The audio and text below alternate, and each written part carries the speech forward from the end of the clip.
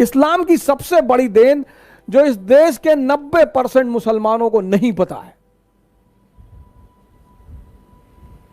राजनीति में इस्लाम की सबसे बड़ी देन, राजनीति में नहीं पता, वो है एनलाइटेंड एरिस्टोक्रेसी।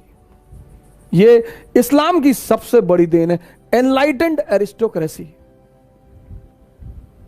और इसमें दो नाम इतने महान हैं, एक अल हारून और दूसरा उसका बेटा अल मामून। सर पढ़िए कभी इनके बारे में। 90% मुसलमान औरंगजेब का नाम जानते हैं, इन लोग का जानते ही नहीं। औरंगजेब बड़ा बढ़िया आदमी था, चच्चा थे तुम्हारे ना। भाई साहब वो महान आदमी था, हाँ बहुत महान था। एक बार आसमान में से उंगली डाल के छेद कर दिया था, वो बाद में नासा वालों ने भरा। ये इन्होंने एक डिपार्टमेंट बनाया सर बगदाद में, बैतुल हिकमत। पर मुसलमानों से कुछ बोल दो, नाराज हो जाते हैं। संगी है, संगी संगी संगी है ये। हाँ, बैतुल हिकमत सबको बुलाया सर, पूरी दुनिया के विद्वानों को। ये इस्लाम की राजनीति को सबसे बड़ी देन है। कैलिफ सिस्टम, जो आदमी एनलाइटेंड होगा वो स्पिरिचुअल हेड होगा और वही पॉलिटिकल हेड होगा। हजरत अबू बकर, हजरत उमर साहब की कहानियां सुनो सर। मुसलमान इसी को भूल गया। नेता चुनो सर, तुम दलित नेता चाहते हो ना, दलित नेता चुनो, अंबेडकर जैसा चुनो, कोई हारून जैसा चुनो। पढ़ो इस आदमी का इतिहास, लिटरेचर में कंट्रीब्यूशन, साइंस में कंट्रीब्यूशन, डेवलपमेंट में कंट्रीब्यूशन, पॉवर्टी में कंट्रीब्यूशन। नहीं वो आरएसएस वाले जो है मुसलमानों के पीछे 2014 में आए, 2014 में आए। उससे पहले की कंडीशन देख लो, सच्चर कमेटी की रिपोर्ट। अरे नहीं, वो आप नहीं समझ पाएंगे। और 1870 में एक किताब आई हिंदुस्तान में, द इंडियन मुसलमान, बड़ी इंपॉर्टेंट किताब, द इंडियन मुसलमान। और इस किताब जो है, इस किताब ने कहा कि 80% मुसलमान इस देश में पिछड़े हुए हैं, गरीब हैं। 80%? 1870 में तब तो आरएसएस नहीं थी, तब तो मोदी नहीं था, तब तो बीजेपी नहीं थी। 1206 से लेकर 1707 भारत में राजा कौन है? मुसलमान। इल्तुतमिश, बलबन, अलाउद्दीन खिलजी, मोहम्मद बिन तुगलक, फिरोज शाह तुगलक, बाबर, हुमायूं, अकबर, जहांगीर, शाहजहां, औरंगजेब।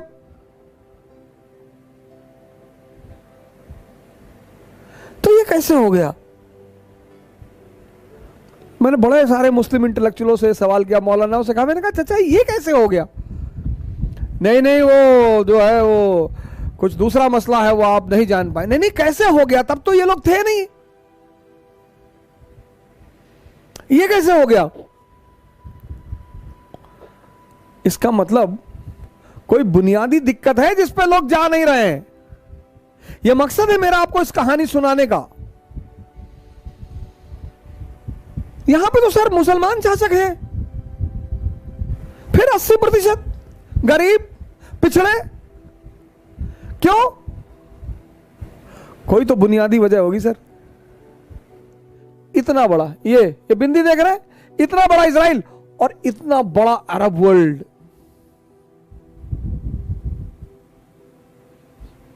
सर आपको शायद ही ये बिंदु दिखाई पड़ रहा हो। इतना बड़ा इजराइल और इतना बड़ा अरब वर्ल्ड। दुस्साहस देखिए इनका। आपको ये आकर्षित नहीं करता? आपको इनसे सीखने का मन नहीं करता? गाली देना किसी समस्या का समाधान नहीं है। हमारे बड़े सारे मुस्लिम भाई हैं, उनको मैं देखता हूं किसी को तुरंत गाली देने लगते हैं। तारिक फतेह चोर है, अच्छा क्यों? वो आर्रा का एजेंट है, अच्छा हिंदुस्तानियों का एजेंट है, तो क्यों नहीं बहस करते हो उससे जाकर? करो, उसको साबित करो कि तुम गलत हो, उसको बुलाओ किसी मजलिस में, उसके तर्कों को काटो। नहीं नहीं, वो शैतान का आदमी है, शैतान इबलीस का आदमी। और जब भी तुम किसी को गाली देते हो तो एक बात तो स्पष्ट हो जाती है कि तुम उससे मुकाबला करने में सक्षम नहीं हो। Whenever you are abusing someone, then it is explicitly clear, that you are not in a situation to compete with that person. पूरी दुनिया की अर्थव्यवस्था यहूदियों के हाथ में है सर।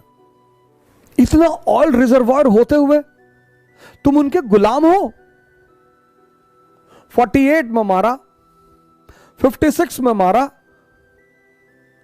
यम किप्पुर के वॉर में मारा, 6 डेज वॉर में मारा, तुम्हारे घर में घुसकर तुम्हारा बेड़ा उड़ा देते हैं, स्विस कैनाल पे कब्जा कर लेते हैं, इजिप्ट की एयरफोर्स पूरी उड़ा देते हैं। तुम्हें यह चीज आश्चर्य नहीं करती? बस गाली ही देते हो। कि इस्लाम की सबसे बड़ी राजनीतिक देन है एनलाइटेंड एरिस्टोक्रेसी। एनलाइटेंड एरिस्टोक्रेसी, उसमें जिन्ना जैसे लोग कहीं नहीं बैठते सर, वो बैठते ही नहीं। इस्लाम की जो सबसे बड़ी राजनीतिक देन है वो है एनलाइटेंड एरिस्टोक्रेसी। और सर इस्लामिक स्टेट ने इतनी यूनिवर्सिटियां खोली, इतनी वर्ल्ड फेमस सर। 5-6 नाम तो मैं आपको गिना देता हूं। Baghdad, Cairo, Barcelona, Seville, Damascus, ये सब फेमस इस्लामिक यूनिवर्सिटियां थी। रेनेसांस की जो पृष्ठभूमि बनी ना सर, वो इन्हीं यूनिवर्सिटियों में बनी सर। इन यूनिवर्सिटी में पढ़ने के लिए लोगों का सपना होता था कि हम इन यूनिवर्सिटियों में पढ़ें।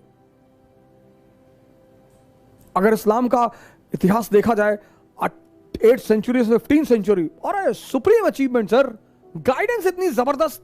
Enlightened aristocracy. राम एनलाइटेंड है, मोहम्मद एनलाइटेंड है, गुरु गोविंद सिंह एनलाइटेंड है। औरंगजेब ने पूछा आप संत हैं, आपने हथियार उठा लिया, क्यों? और ये आप दाढ़ी और बाल क्यों रखते हैं बड़े बड़े सन्यासियों की तरह? बोले हम सेंट वॉरियर्स हैं, हम धर्म के लिए लड़ते हैं। धर्म मतलब सिखिज्म नहीं, धर्म मतलब मानवता। इस्लाम जब पैदा हुआ पूरी दुनिया में अंधेरा था, पूरी दुनिया में।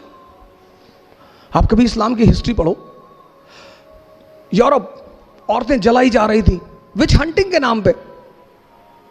विच हंटिंग। हिंदुस्तान सती प्रथा। चीन में तो लड़कियों को ऐसे ही मार डालते थे। पूरी दुनिया में अंधेरा, और उस अंधेरे में मोहम्मद साहब लैंप लेकर खड़े हुए। इस्लाम, प्रेम, मैसेज। हुजूर साहब गुजरते थे एक रास्ते से,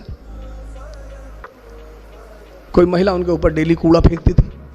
हमारे आपके ऊपर फेंक दे, हम तो गोली चला दे तुरंत। कि वह कूड़ा फेंकोगे, वो भी हम मतलब मैं, वाजीराम के टीचर, इतनी औकात तुम्हारी? पैगंबर, हम तो उसके सामने कुछ है ही नहीं। पैगंबर, मालिक का सीधा हाथ है उस आदमी के सर पे।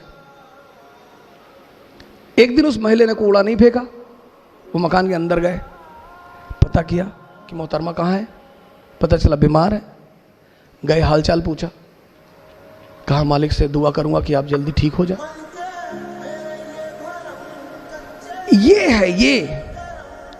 हमसे लोग पूछते हैं, मैं मेडिवल इंडिया पढ़ाता हूं, लोग मुझसे पूछते हैं इस्लाम इतनी ऊंचाई पे कैसे था, मुसलमान इतनी ऊंचाई पे कैसे थे? स्पेन से लेकर चाइना सी, कैस्पियन से लेकर हिंदुस्तान, पूरे इलाके में मुसलमानों का कब्जा। क्यों? क्योंकि वो अपने उस वक्त पैगंबर को समझते थे कि जीतने के सिद्धांत क्या है। जीतना तलवार से नहीं, तलवार से तो लूटा जाता है। चोर किस चीज का इस्तेमाल करता है? तलवार का। ये मैसेज है, मैसेज। इकरा शब्द फैजल साहब ने लिया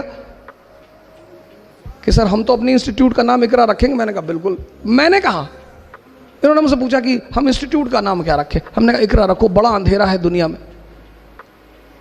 इकरा मतलब पढ़ो। आज सबसे ज्यादा एजुकेशन में हिंदुस्तान में कौन पिछड़ा? मुसलमान।